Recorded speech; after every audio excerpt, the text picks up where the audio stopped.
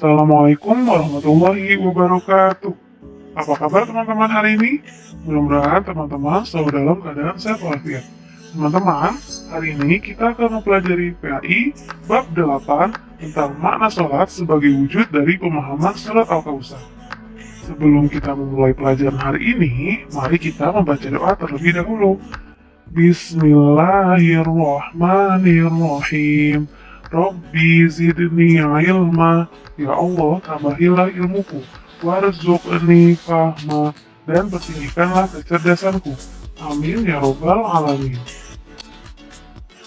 Teman-teman, sebagai seorang muslim, kita memiliki kewajiban untuk melaksanakan perintah Allah Subhanahu wa Ta'ala.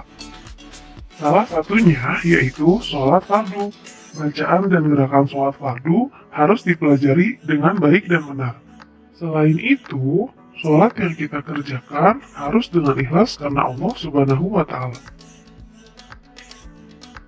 Teman-teman, di dalam surat Al-Kautsar telah dijelaskan bahwa manusia telah menerima nikmat yang banyak dari Allah Subhanahu wa Ta'ala.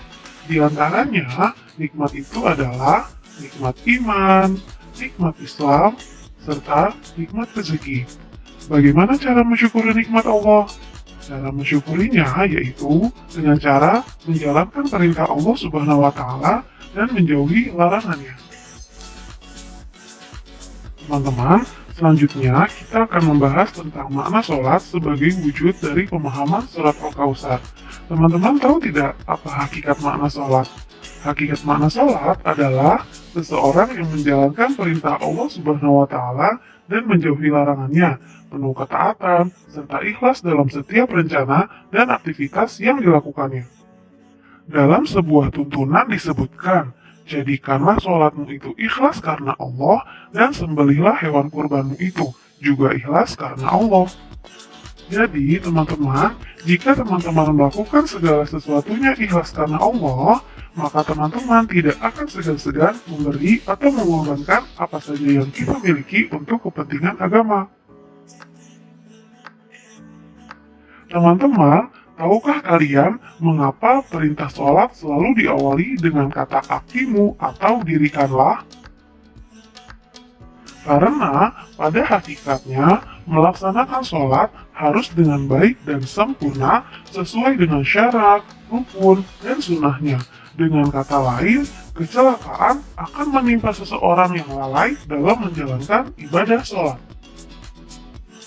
Adapun makna dan tujuan sholat tergambar dalam surat Al-Ma'un yang artinya sebagai berikut. Mereka yang ria lagi menghalangi pemberian bantuan. Selanjutnya, apakah teman-teman tahu mengapa ria dapat menghalangi pemberian bantuan? Ya, karena perbuatan ria merupakan tanda tidak menghayati makna dan tujuan sholat. Untuk selanjutnya, tahukah teman-teman mengapa makna sholat sebagai wujud dari pemahaman surat Al-Kautsar? Ya, makna sholat adalah ikhlas karena Allah Subhanahu wa Ta'ala serta dermawan. Kemudian, apa hubungannya dengan surat Al-Kautsar? Hubungannya adalah bahwa makna surat Al-Kautsar juga membahas tentang bagaimana hakikat makna sholat tersebut. Mari bersama-sama kita pahami makna surat Al-Kautsar satu persatu. Ayat yang pertama, Inna a'toina kal kautsar. Artinya, sungguh kami telah memberikanmu Muhammad nikmat yang banyak. Nikmat yang telah teman-teman terima diantaranya yaitu nikmat dapat bersekolah dan dapat belajar dari rumah di saat ini. Bagaimana cara mensyukurinya? Kita harus mensyukuri nikmat Allah Subhanahu wa Ta'ala dengan rajin ibadah sholat 5 waktu. Ayat yang kedua, Fasholli li rabbika wanhar, maka laksanakanlah sholat karena Tuhanmu dan berkurbanlah. Teman-teman, kita diperintahkan untuk melaksanakan sholat dengan ikhlas karena Allah Subhanahu wa Ta'ala. Dan juga kita diperintahkan untuk menyembelih hewan kurban atau mengeluarkan harta kita untuk kepentingan agama. Semua yang kita lakukan harus selalu kita niatkan karena Allah Subhanahu wa Ta'ala. Ayat yang ketiga, Inna syani'aka huwal abtar. Artinya, sungguh orang-orang yang membencimu, dialah yang terputus dari rahmat Allah. Teman-teman, ketika seseorang tidak mau menjalankan sholat, berarti ia tidak mau mengikuti syariat yang dibawa oleh Nabi Muhammad SAW.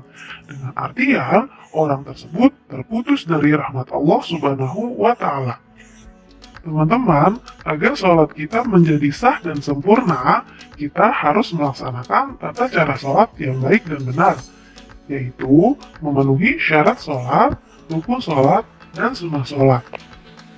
Mari kita lihat bersama-sama apa saja syarat sholat, rukun sholat, sunnah sholat. Untuk yang pertama, yuk kita lihat syarat-syarat di dalam sholat. Syarat-syarat sholat ada dua, syarat wajib sholat dan syarat sah sholat. Syarat wajib sholat yaitu Islam, berakal, balik, telat sampai dakwah kepadanya, terjaga atau sadar. Dan syarat sah sholat yaitu mengetahui waktu sholat, suci badan, pakaian, tempat sholat, suci dari hadas kecil, suci dari hadas besar, menutup aurat, dan menghadap kiblat. Selanjutnya yaitu rukun sholat. Rukun sholat ada 13, yaitu niat melaksanakan sholat, berdiri, takbiratul ihram, membaca surat Al-Fatihah, ruku dengan tumakninah, i'tidal dengan tumakninah, sujud dengan tumakninah, duduk di antara dua sujud dengan tumakninah, duduk tasyahud akhir, membaca tasyahud akhir, membaca sholawat kepada Nabi ketika tasyahud akhir, dan yang terakhir tertib. Dan yang terakhir, sunnah sholat. Adapun sunnah sholat diantaranya yaitu mengangkat tangan ketika takbiratul ihram, mengangkat tangan ketika akan ruku, berdiri dari ruku, dan berdiri dari tasyahud awal, membaca doa iftitah, membaca amin setelah Al-Fatihah, membaca surat setelah Al-Fatihah, duduk iftirashi sebelum berdiri pada rakaat kedua atau keempat, dan yang terakhir salam kedua.